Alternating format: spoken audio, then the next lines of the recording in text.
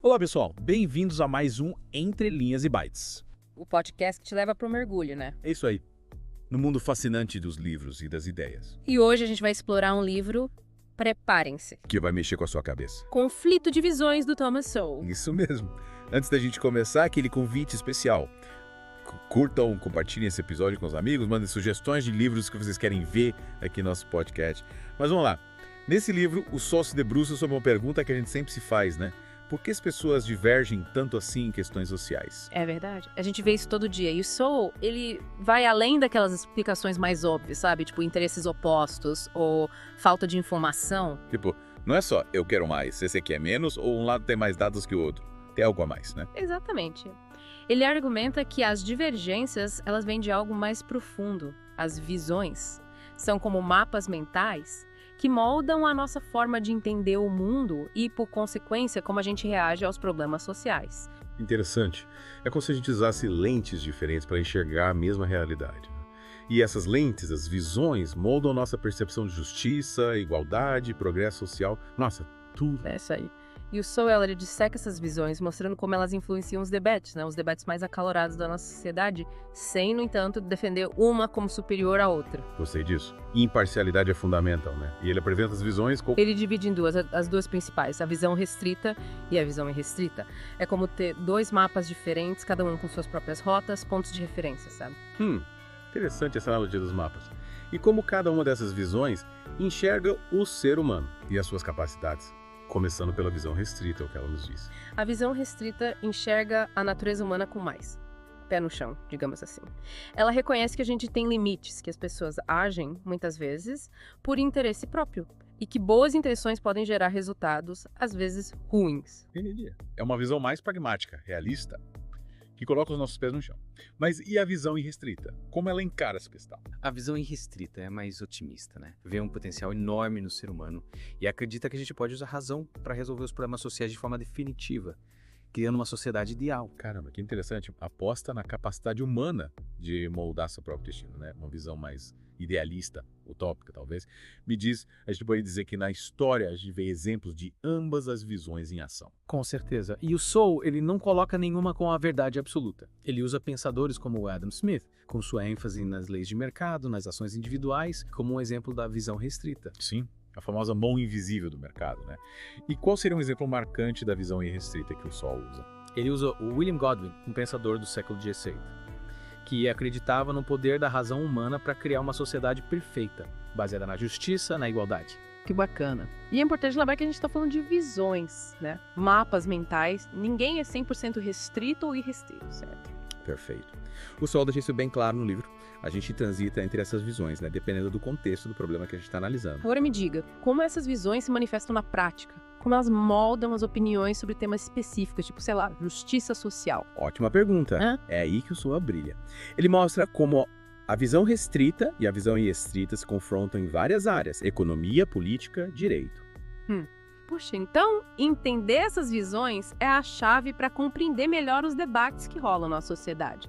E é por isso que a gente escolheu o conflito de visões para o nosso mergulho de hoje. Exatamente. O livro nos ajuda a ir além dos discursos superficiais, sabe? E entender a raiz dos conflitos que a gente vê por aí. E aí, o que você, que está nos ouvindo, acha? Qual visão te chama mais atenção? Conta pra gente nos comentários.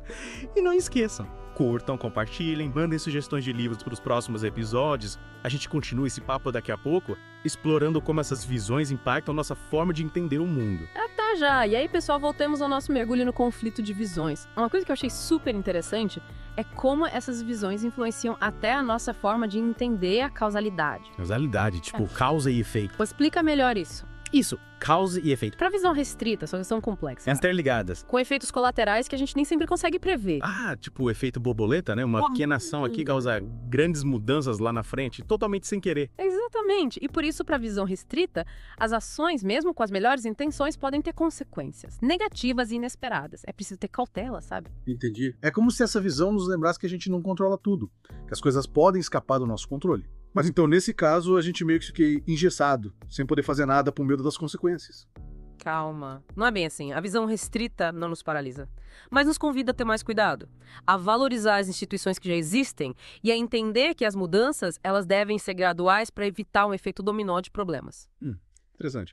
Como se fosse um devagar e sempre para evitar grandes desastres, né? Mas e para a visão irrestrita, como funciona essa questão da causa e efeito? A visão irrestrita, por outro lado, ela foca na intencionalidade, na ação deliberada para alcançar um resultado específico. Ela tem uma crença forte no poder da razão humana, né, de planejar e controlar as coisas. Então, para essa visão, se a gente planejar direitinho, a gente consegue controlar os resultados das nossas ações e construir a sociedade que a gente sonha sem grandes efeitos colaterais negativos. Seria isso? Em essência, sim. A ênfase está na capacidade da razão de prever e controlar. Para ilustrar essa diferença, o Sowell usa os exemplos históricos, como a Revolução Francesa. A Revolução Francesa, que era interessante. E como ela se encaixa nessa discussão? Os revolucionários franceses, imbuídos da visão irrestrita, acreditavam que podiam demolir as estruturas do passado, né? E criar uma nova sociedade, baseada na razão, na igualdade e na fraternidade. Sim, lembro das aulas de história. Mas o resultado foi bem diferente do esperado, né? O terror, um período de violência extrema. Exato. E esse é um exemplo de como as boas intenções, sem levar em conta as complexidades da realidade, as limitações humanas, podem ter consequências trágicas. Nossa, que exemplo impactante. Mas espera, só usa esse exemplo para defender a visão restrita, então? Não. Lembre que ele se propõe a analisar as duas visões sem tomar partido. Ele usa a Revolução Francesa para mostrar como cada visão interpreta, né? Interpreta os eventos históricos de maneira diferente. Entendi. Então, para a visão irrestrita, o terror foi um desvio, um erro no processo, mas que não invalida a crença na capacidade da razão de guiar a sociedade. Perfeito. É como se a gente tivesse duas moralidades em jogo.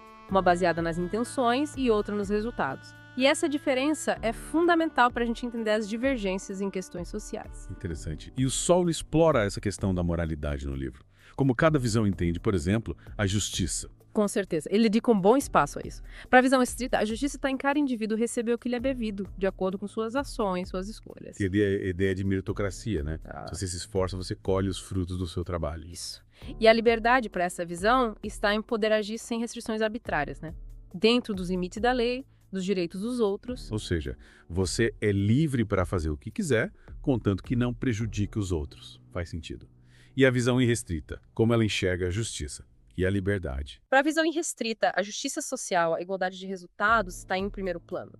As desigualdades que a gente vê na sociedade são, para essa visão, fruto de sistemas opressores, que precisam ser transformados para que todos tenham as mesmas oportunidades e chances de sucesso. E a liberdade, nesse caso, seria uma liberdade planejada, controlada, para garantir a igualdade. Exatamente. A visão irrestrita defende intervenções, ações deliberadas para corrigir as injustiças e criar uma sociedade mais justa, igualitária. E aí voltamos àquela questão da causalidade. A crença na capacidade da razão de planejar e controlar os resultados. Nossa, essa discussão tá me fazendo pensar em tantas coisas. E o Sowell, ele dá exemplos de pensadores que defendem cada uma dessas visões, além do Smith e do Godwin. Claro, ele cita vários autores de diferentes épocas, áreas, para ilustrar como essas visões se manifestam na história do pensamento. E a gente consegue enxergar essas visões nos debates atuais, sabe? Sério? Em quais debates, por exemplo? Em quase todos. Na economia, com a discussão sobre o papel do Estado. Na política, com as diferentes ideologias. No direito, com a interpretação das leis. Caramba, é verdade. Então entender essas visões é como ter um manual de instruções para decifrar os debates da atualidade. Exatamente. A gente passa a entender não só o que as pessoas defendem, mas por que defendem. Quais os pressupostos, os valores, a lógica por trás de seus argumentos. Puxa, isso é muito útil. Mas me diz qual visão está certa, qual a gente deve seguir. Lembra que o Sowell não dá a resposta. Ele não defende uma visão como superior à outra. O objetivo dele é nos fazer pensar, mostrar que existem diferentes formas de enxergar o mundo e que elas moldam as nossas opiniões, as nossas ações. Faz sentido. Ele nos dá as ferramentas para pensar por conta própria. E não uma receita pronta para seguir. Exatamente. E para finalizar essa parte, eu queria destacar uma frase do Sowell que resume bem a importância de entender essas visões. Compreender as visões conflitantes é essencial para que a gente possa entender as raízes dos debates atuais. Que frase poderosa. Realmente faz a gente refletir, né? Refletir sobre como a gente enxerga o mundo e debate as questões importantes. E com essa frase inspiradora, a gente encerra a segunda parte do nosso mergulho em conflito de visões. Mas calma, pessoal.